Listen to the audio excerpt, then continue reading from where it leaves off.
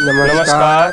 यहाँलाई हाम्रो बाहुन प्रकाश सत्सङ्गमा स्वागत छ र आज हामी चाहिँ तिहार नेपालीको महान चाडको बारेमा विश्लेषण गर्न गइरहेका छौँ। अब तिहार भन्ने बित्तिकै 5 दिनको हुन्छ।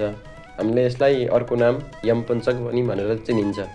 यमपञ्चक चाहिँ कसरी भयो भन्दा एउटा कथा चाहिँ के छ भन्दा यम अब अलि व्यस्त देवता हुनुभयो अनि त्यसपछि उहाँ चाहिँ आफ्नो बहिनीको घर जान पाउनु भएन, जान भ्याउनु भएन। त्यो भइसकेपछि बहिनीले चाहिँ बोलाइ गर्दै रहेछन्। अनि त्यसपछि एक दिन चाहिँ अब त्यसरी नै समय मिलाएर यम चाहिँ आफ्नो बहिनी थिम जानुभएछ। गएपछि उनले चाहिँ अब आफ्नो दाजुलाई एकदमै पूजा गरिन्, मिठो मिठो खाना दिइन्। त्यसपछि सप्तरङ्गी टिकाहरू लगाइदिइन्। अनि त्यसपछि यही समयलाई चाहिँ हामीले तिहार भनेर मानेको अनि यसैलाई यमपञ्चक भनेर मानेको पनि भन्ने एउटा मान्यता छ। अनि अर्को कुरा चाहिँ के छ भन्दा मैले सानैदेखि सुन्दै आएको दन्ते कथा, यो चाहिँ अब पौराणिक कथा पनि होला। अब त्यो मैले चाहिँ पौराणिक प्रमाणद्वारा बोलेको होइन, यत्तिकै सुन्दै आइरहेको पहिलेदेखि। त्यो कथा चाहिँ के छ भन्दा त्यसमा चाहिँ बलि राजा उनी चाहिँ एकदमै रोगले ग्रसित भए। रोगले ग्रसित थिए अनि बहिनी चाहिँ त्यही टिका लगाइदिन आएकी रहेछन्। त्यही बेलामा यमराज पनि काल, अब उनी त काल भयो के अरे, अनि उनको काल पुग्यो, बलिको काल अब आयु सकियो भनेर उनलाई लिन आएका रहेछन्। अनि त्यसपछि त्यो देखिसकेपछि अब उनकी बलिकी बहिनीले चाहिँ के भनिन् भन्दा अहिले एकछिन छोडिदिनु न त, केही समय मैले टिका लगाइदिन्छु, उहाँलाई पूजा गर्छु, त्यसपछि लिएर जानु होला नि त भनिसकेपछि अब त्यसरी अब विनम्रपूर्वक अब आग्रह गरिसकेपछि यमले पनि अब हुन्छ भनेर अनि यम पनि खुसी भएर यम र बलिले सँगै बसेर टिका लाए बहिनीबाट। अनि अब बहिनी बनाइसकेपछि टिका लगाइसकेपछि त फेरि दक्षिणा पनि केही दिनु पर्यो। अनि त्यसपछि उनले चाहिँ अब के माग्छौ माग, म वरदान दिन्छु भन्दाखेरि चाहिँ उनले चाहिँ के भनिन् भन्दा मेरो दाइ हुनुहुन्छ बलि, उहाँको चाहिँ दीर्घायु र सुस्वास्थ्य होस् भन्ने तरिकाको वरदान मागेर त्यसैलाई आज हामीले पनि त्यही कुरालाई फलो गरिरहेको। अनि दिदीबहिनीहरूले दीर्घायु र आफ्ना दाजुभाइहरू सुस्वास्थ्य हुन् भनेर नै यो पूजा गरिने, तिहारमा पूजा गरिने प्रचलन पनि छ। अब अरू कथाहरू पनि छन् यसमा जोडिएका, गुरुले भन्नुहुन्छ। अब तिहार तथा दीपावलीको सम्बन्धमा अरू कथा के छ भन्दाखेरि भगवान श्रीराम 14 वर्षको वनवास पश्चात लङ्का युद्ध तथा रावण दमनपछि अयोध्या फर्किनुभयो। अयोध्या फर्किसकेपछि अयोध्यावासीहरूले राम फर्किएको उमङ्ग मनाउनको लागि, त्यो रमाइलो मनाउनको लागि चारैतिर झिलिमिली होइन, चारैतिर सुन्दरता साफ सफाइ भयो, सबै भयो होइन। अनि पुरै गाउँले नै उमङ्ग साथ त्यो चाहिँ कस्तो भन्दा अधर्मप्रति धर्मको विजयको प्रतीकमा चाहिँ के गरियो भन्दा त्यो चाडलाई त्यसरी अगाडि बढाइयो है।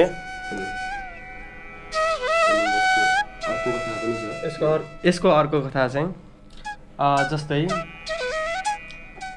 श्रीकृष्ण द्वापर युगमा चाहिँ श्रीकृष्णले चाहिँ एउटा इन्द्रलाई चाहिँ ज्ञान दिएको कथा छ। वास्तवमा चाहिँ इन्द्र भगवानमा चाहिँ अत्याधिक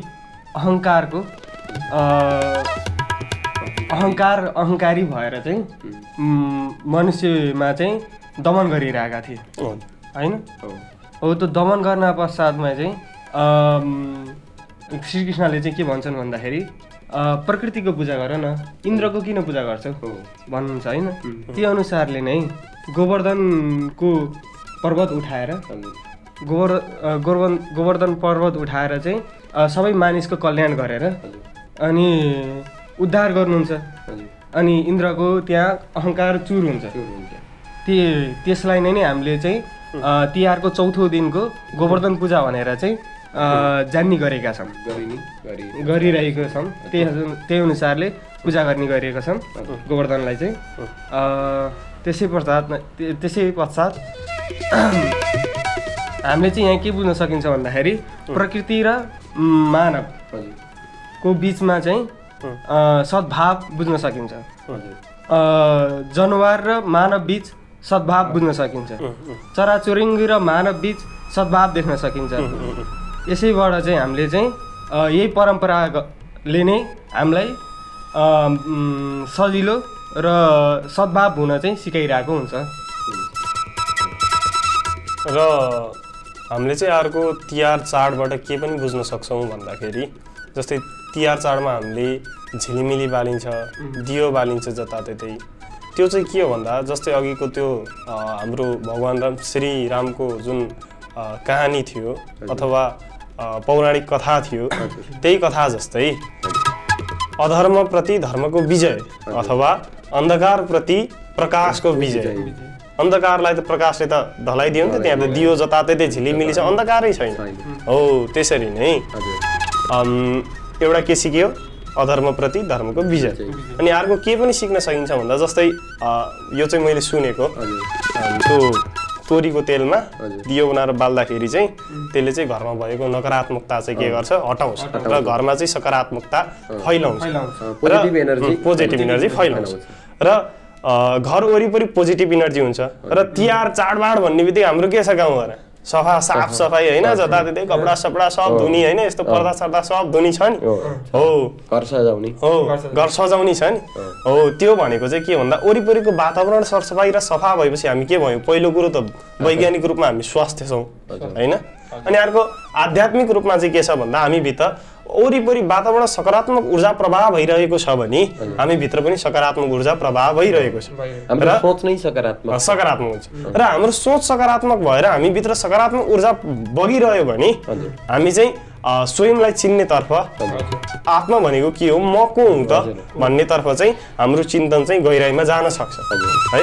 हामी गहिराइमा त्यो चिजमा डुब्न सक्छौँ भन्ने कुरा पनि हामीले बुझ्न सक्छौँ, यही तिहार चाडबाट बुझ्न सक्छौँ। अब हामीले 5 दिन 5वटा तिहार मनाइन्छ, यिनमा हामीले के सिक्नुपर्छ अथवा के बुझ्नुपर्छ भन्ने कुरा चाहिँ अब हामीले काग तिहार मनाइन्छ। पहिलो काग भनेको यमकै दूत।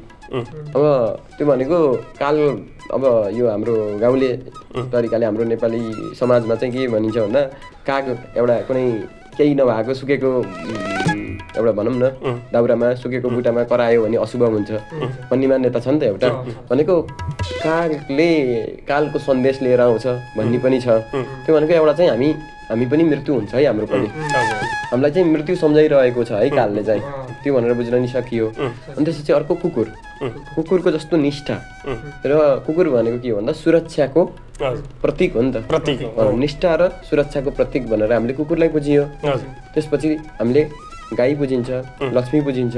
त्यो भनेको चाहिँ के भन्दा एउटा त शुद्धता भयो, शुद्धता। अनि त्यसपछि अर्को भनेको सफलता, प्रतिष्ठा, सिद्धार्थ भनौँ न, ती कुराहरूको प्रतीक मानेर हामीले लक्ष्मीलाई बुझियो अनि गाईलाई बुझियो। त्यसपछि फेरि अर्को दिन के हुन्छ भन्दा महपूजा भन्ने छ। यो चाहिँ नेवार समुदायमा चाहिँ प्रचलित छ, नेवार समुदायबाटै आएको कुरा हो महपूजा र गोवर्धन पूजा। त्यो भनेको गोवर्धनको त हामीले अब प्रकृति र मान्छेको सद्भाव, प्रकृति र मान्छेलाई जोड्ने एउटा बाटो भयो। अनि महपूजा भनेको मलाई पूजा, आफ्नो पूजा, आफ्नो भनेर यो पञ्चतत्त्व रूपी शरीरको होइन, जुन भित्री म छ, आत्मा छ, आत्मालाई साक्षात्कार गर्ने अभ्यास होइन, त्यो यो पर्वको रूपमा। अनि अन्तिममा हाम्रो भाइटिका छ। भाइटिका भनेको प्रेम, सबैमा प्रेम, अनि दिदीभाइ दाजुबहिनी त्यसमा प्रेम, अनि त्यसपछि व्यक्तिमा प्रेम, मान्छेमा प्रेम। यो कुरा चाहिँ हामीले तिहारबाट सिक्न सकिन्छ।